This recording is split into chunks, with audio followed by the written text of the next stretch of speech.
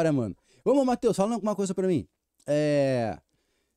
Quando que surgiu o interesse em você, mano, de estudar cripto, assim? Surgiu o interesse e por quê? O que despertou em você? Tipo, mano, vou dar uma atenção pra esse negócio que eu acho que é importante. Tem alguma coisa que eu vejo que faz sentido pra mim nessa ideia de cripto, de blockchain. Como é que começou essa parada pra tu?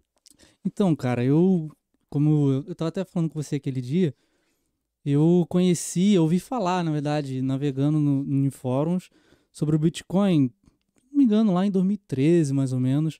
Só que eu era bem adolescente, e aí, como eu falei, né? Imagina que naquela época eu chegar pros meus pais, que na época era difícil você ter, igual hoje em dia, a RAP que você pede encomenda, era difícil você comprar alguma coisa pela internet. Sim. Uma moleque de, sei lá, 13, 14 anos, falando pros meus pais, vou comprar uma moeda aqui digital. Na época, inclusive, as pessoas ganhavam Bitcoin no Orkut, lá no... Né, como é que é? Fazenda Colheita Feliz. É mesmo? É. Aí a premiação lá era Bitcoin?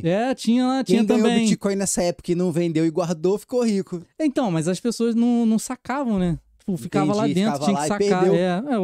O Facebook não, o Orkut pegou. Pegou lá de todo mundo. E aí, nessa época, eu conheci, só que aí passou, moleque, fui viver a vida, não sei o quê.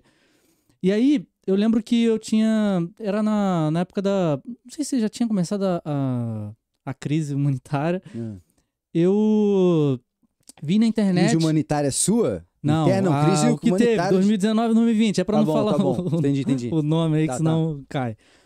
Aí veio de novo algum vídeo do Daniel Fraga, né? Daniel Fraga é um dos que a gente chama de herói da comunidade Bitcoin brasileira, porque, como você falou, ele desafiou o Estado. Mas aí a gente fala dele depois.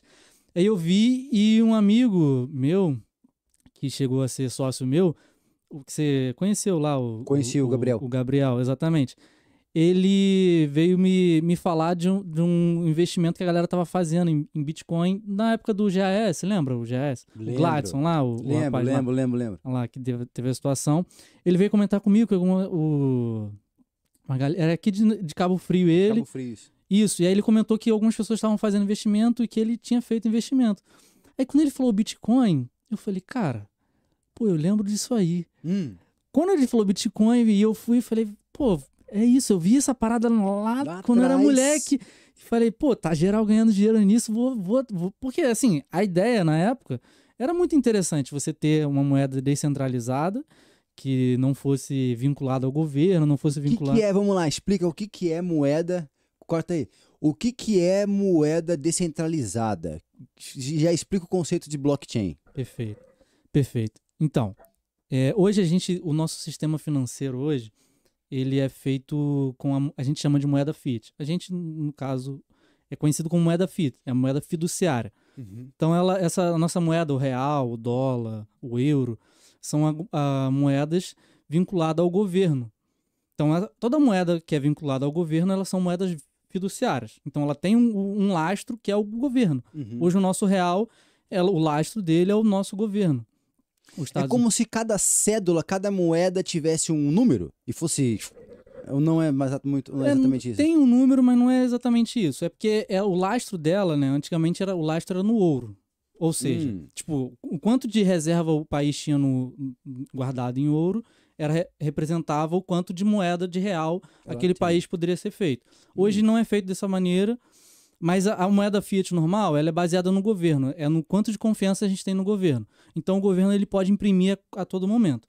A moeda que a gente fala de Bitcoin, esse mercado descentralizado, é que ele não é centralizado. As moedas fiduciárias, elas são centralizadas num governo, numa instituição, ou numa monarquia, enfim. Quando a moeda descentralizada como o Bitcoin, ela não tem dono. Tipo, não tem ninguém controlando ela. Por mais que o Bitcoin ele tenha sido feito pelo Satoshi, o Satoshi ninguém sabe quem é, ele renegou todo as moedas dele. Hoje ele é o 9º cara mais rico do mundo e ninguém sabe quem é. Não mexeu um centavo, não mexeu R$1, entendeu? Então assim, e mesmo que ele quisesse, se por algum motivo ele quisesse mexer no Bitcoin, hoje no seu desenvolvimento ele criou que toda a comunidade pudesse votar. Ou seja, mesmo que ele hoje aparecesse Ah, eu sou o criador do Bitcoin, eu quero controlar esse negócio aqui. Não pode. Não consegue. Na própria criação dele que ele fez Bitcoin, fala, eu não vou poder fazer isso Não aqui. pode, exatamente. E aí, ou seja, a descentralizada vem justamente disso. Não tem ninguém, mesmo ele, o criador, se em algum momento ele aparecer, ele não consegue controlar, ele não consegue impedir, mesmo que, por exemplo, ele apareça amanhã, ele não consegue, e aí a gente toca nesse assunto depois, confiscar os 100 bitcoins que alguém aí vai ganhar. Que o seguidor do Brisão vai ganhar hoje. Ele não consegue ganhar esses satoshis que qualquer pessoa tiver, mesmo que ele apareça, mesmo que ele receba uma intimação. E esse princípio ele vale para todas as criptos, ele vale para Ethereum, vale para todas as outras. Não. Tipo essa coisa de não ter um dono. Não, isso é até uma, entre aspas, uma polêmica no mercado, porque a comunidade Bitcoin, de holders e tudo mais, fala que só Bitcoin é criptomoeda, todas as altcoins, né, todas essas outras, elas são scams, tipo, são fraudes, digamos assim, porque elas pensam que na construção desse mercado, a galera focou muito nesse mercado descentralizado, ninguém tem dono. A Ethereum, ela tem um dono, né, que é o Vitalik. É uma empresa que está por trás, entendeu? Ele tem a Solana, que é uma empresa que deu treta com a Ethereum, e aí surgiu. E aí você vai ter várias outras ali que tem um dono, né? Você sabe quem é, você consegue ir lá e achar ele. Mas esse cara, ele não tem... Esse cara, que a empresa que tá por trás dele, eles não têm direito, assim, deve ter uma coisa no estatuto, eles não têm direito de em algum momento, falar assim, vou virar uma espécie de Drex. Todo mundo que tem Ethereum agora eu vou mapear. Não tem como os caras, no estatuto dos caras, deve ter uma coisa que proíbe isso, né? Não deve ter como. Cara, tem. Tem? Por isso que o pessoal fala que é scam. Entende? Porque você... Então até quando que é descentralizado? Até quando que é... Então, o mercado, o Bitcoin, ele é descentralizado. As altcoins, né? Elas não são.